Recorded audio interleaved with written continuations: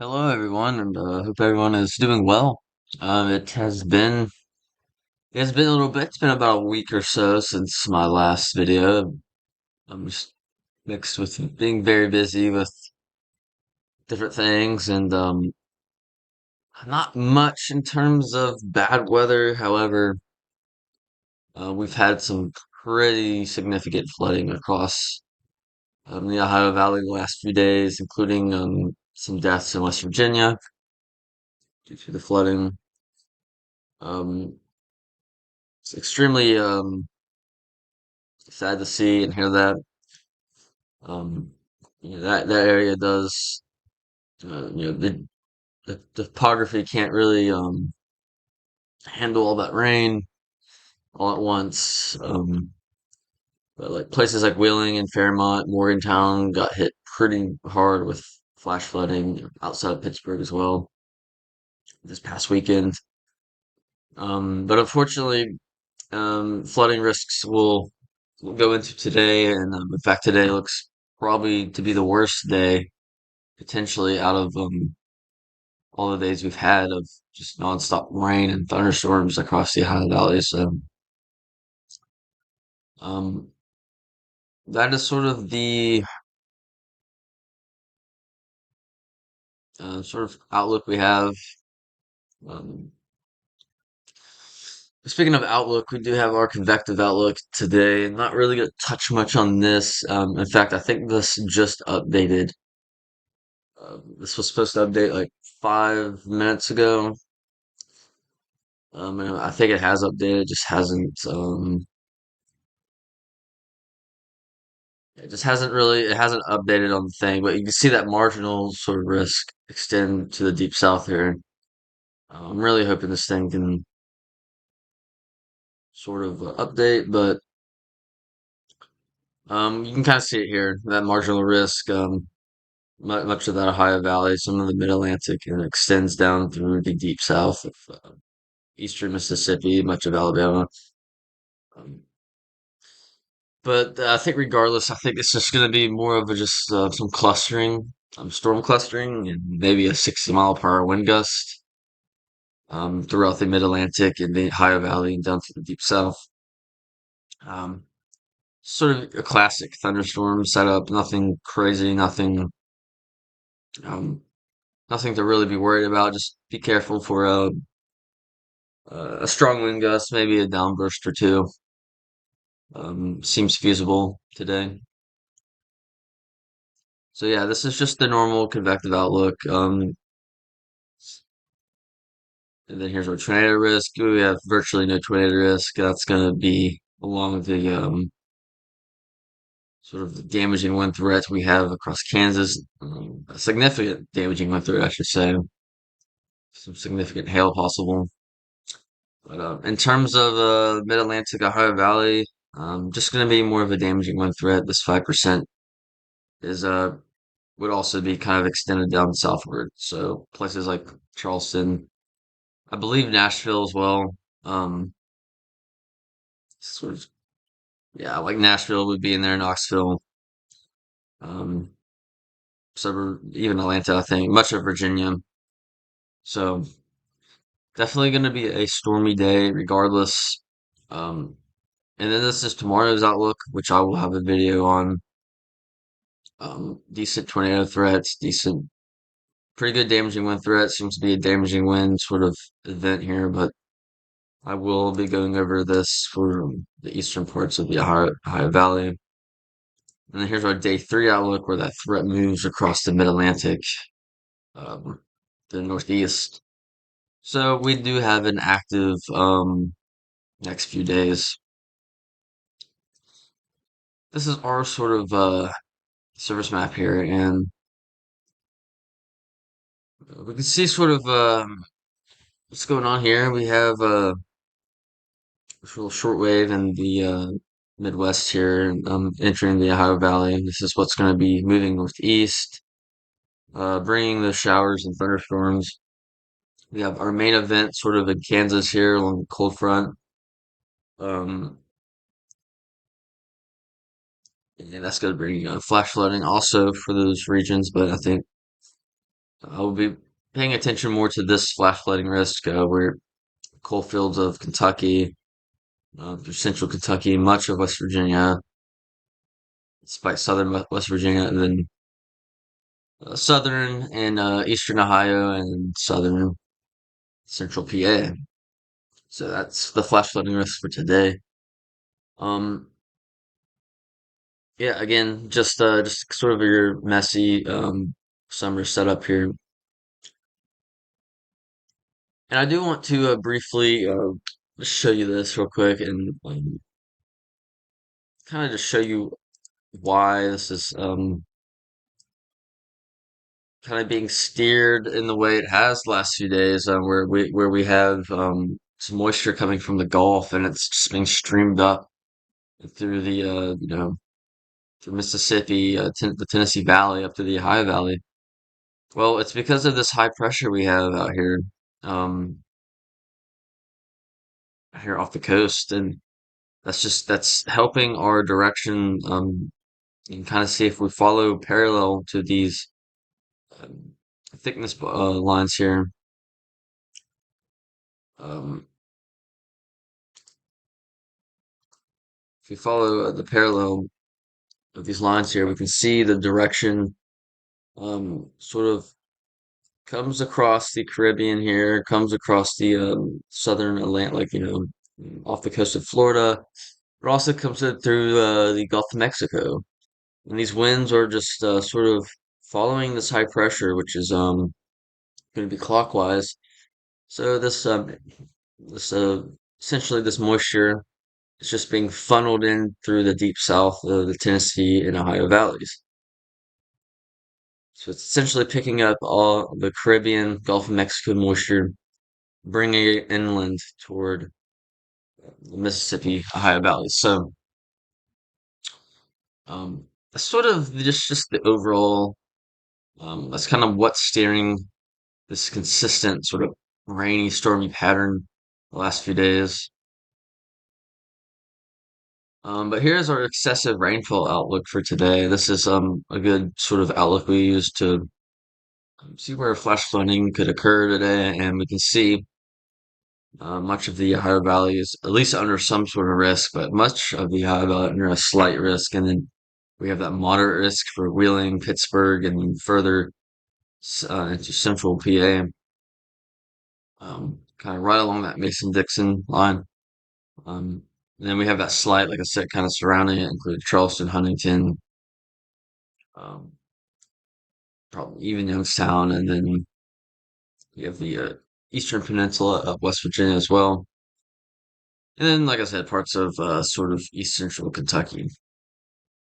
We do have that additional flash flooding risk out in the plains, but in the Midwest, but we'll be focusing on this today. Another thing I would love to sort of discuss here, another sort of ingredient that um, is taking place here. So I had showed you that high pressure off the coast of like Georgia, South Carolina, Florida, and I was steering that moisture from the Caribbean and Gulf of Mexico inland toward the deep south and then through the Ohio Valley. We can sort of see this actually through our upper level winds here. This is our 500 millibar winds.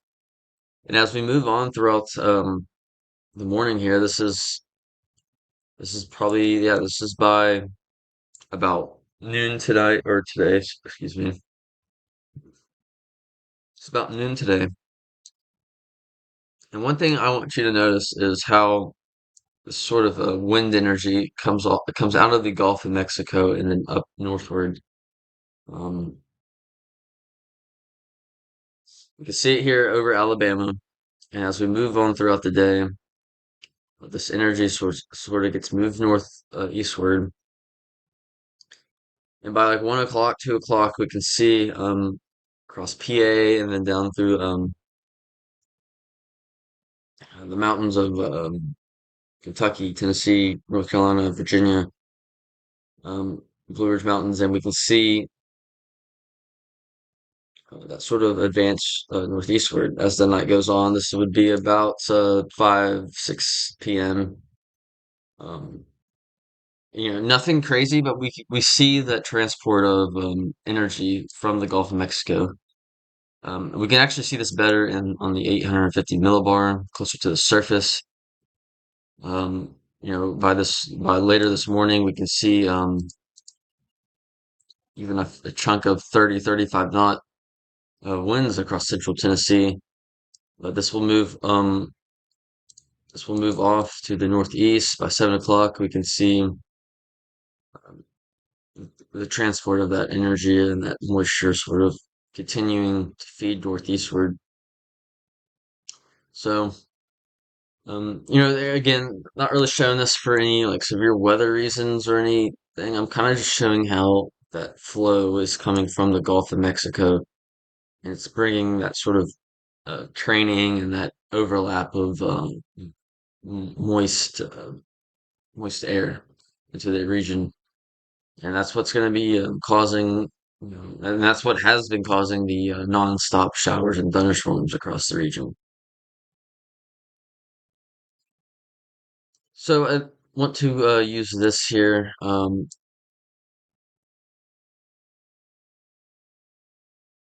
This is a sort of a 24-hour precip mean here. This is the HRF model, and we're just gonna see. This just takes a blend. It's not gonna show you the higher isolated totals possible. It's just a blend, and we can just sort of spot potential problem areas, and we can kind of see where our first potential problem area would be across the west central PA, even parts of Pittsburgh, I would say, and then across that Mason-Dixon line, even Wheeling. But we can definitely see a little highlighted region here, uh, 1 to 1.5 inches, and then even across the central.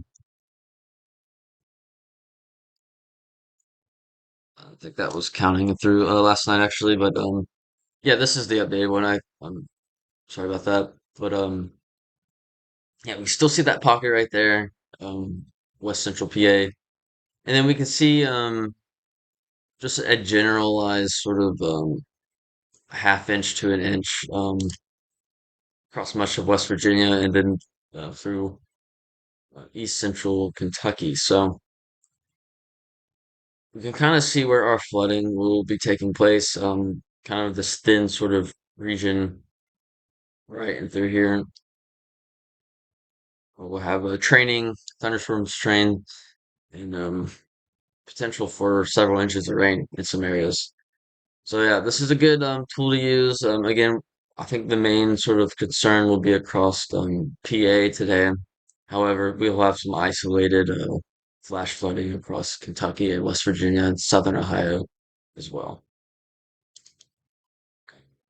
Here's sort of surface analysis. I'm not really gonna do a lot of comparing. Just sort of see what's going on here. Um, See some low to mid 70s across the much of the Ohio Valley, really. Dew points in the upper 60s. Very moist air mass in place. Again, not really much to over here. We do have some very spotty clearing across West Virginia, even parts of Western PA. I mean, any clearing, any sort of yeah, any sort of clearing is going to help thunderstorms sort of develop and maybe even strengthen some to to allow it to destabilize that atmosphere if that when that sun is out. So sun is out doesn't mean it'll mean much, but we do have some spotty sun kind of peeking through. Um, so I am. Let's see, actually, yes, I do want to show this actually before I move on, and this is just another sort of rainfall. Another sort of rainfall um, tool I use here. And again, it shows that sort of pocket across central PA and then across west central PA as well. And then we sort of have this thin sort of strip of highlighted rainfall across central Kentucky, central West Virginia, southern Ohio, where 1 to 3 inches could be possible, 2 to 4 inches likely across PA in that highlighted region. So it'll be interesting. Definitely need to watch out across PA, northern West Virginia as well. I think this is going to be the best area for some flooding rains. Down here, not as much. Again, regardless, that threat is still there, but I think up further north is the best odds for severe weather.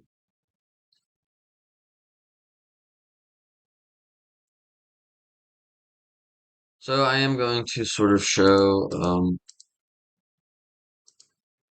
the radar here, and I have two sort of models to show.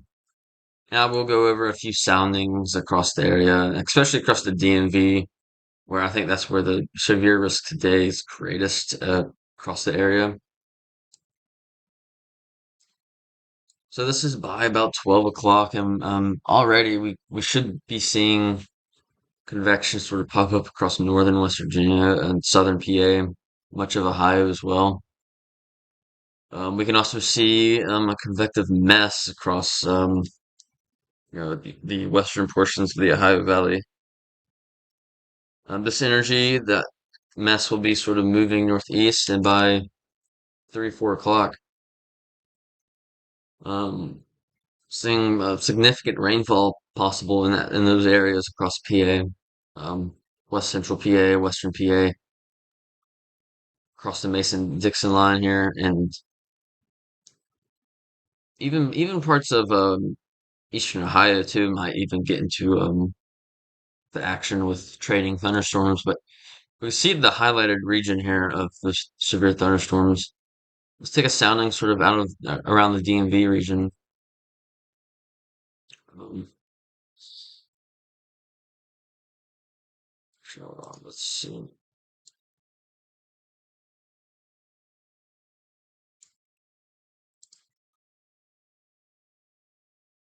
Yeah. So here's a sounding out of the DMV region. Um, we do have some decent cape. It's not really any sort of fat cape, but we do have this thin sort of layer cape that goes all the way up to about 13, 14 kilometers. Our LCLs are, with the condensation levels, are fairly low as well. Um, we have our precipitable water, 2.1 inches, which is very, very moist for this region. Three Cape over 100. Our SR, storm relative velocities, SRHs are um, looking really well, actually. This is um, definitely up there in terms of values. But yeah, the storm relative velocity values are definitely up there, and um, we can kind of see that turning in the wind as well. Um, so yeah, I kind of see that on our photograph as well here, to the 0 to 2 kilometer. Some nice turning, but yeah, we do see that sort of risk. More of a damaging wind risk with the clustering. Um, quick spin up may be feasible, but seems unlikely. We'll be taking another sounding for sort of southern Virginia here, and we can see some better, like some fatter cape at the 3 kilometer level. Our storm relative velocity values are not as high as they are further north, but just sort of 2,500 cape, some nice 3 cape, um, indicates a good sort of potential gusty wind threat across southern Virginia. Um, but yeah, as we move on throughout the evening, this is 7 p.m. We have those thunderstorms across the DMV region, the Panhandle, West Virginia, Southern Virginia, some convective, um, isolated storms and showers across the Ohio Valley, just in general. And then we can see just more rain and showers throughout the night, into the morning. So again, I think the majority of the flooding risk will be happening further north, in this sort of region here. So yeah, just be weather aware. Nothing crazy in terms of severe weather, nothing crazy in terms of weather, but just some flooding is possible. Here's another model run here. This is the MPAS MPAS RT um, vessel model. So um, it's a pretty good model. Especially same day. So we'll see what's going on here. See what this model has in store. And this is around um 11 a.m. We can see sort of convection begin to pop up across much of the Ohio Valley. But again, we can see the higher concentrations across northern West Virginia and southern PA, southwestern PA, more specifically, of convection as we move on throughout the afternoon. By 3 p.m., again, we can see the more scattered, widespread nature of these convective storms and heavy showers across sort of eastern Ohio through central PA and then northern West Virginia. Further south, we do see, I mean, we do have those convective cells and showers, but uh, not as widespread, just more of scattered nature. However, that does change by evening time by about 6, 7, 8 p.m. Across central West Virginia, central Kentucky, southern Ohio. That will begin to sort of fill in according to this model. A lot more bullish compared to HRRR with convective storms and heavy showers across central West Virginia, central Kentucky. But the chance is definitely there. And as we move on throughout the night, those begin the weekend as the sun sets. Um, we'll still have an occasional thunderstorm across the DMV overnight. And as we move on throughout the morning, some convection and rain that seems possible into Wednesday as well. Um, so nonstop. It's been nonstop last several days, and will continue to the next, at least today through tomorrow. The chances for rain exist, and so it's gotta be weather aware out there today. Flash flooding is no joke. It's one of the more destructive natural disasters, so we gotta take it serious. Um, but again, this is our sort of excessive rainfall outlook again. Um, this was this was updated around 5 a.m. this morning. Probably will have an update closer to noon. But I don't think much will change. It's a pretty good outlook for what I've seen and matches well. Let's see if this. Yeah, there we go.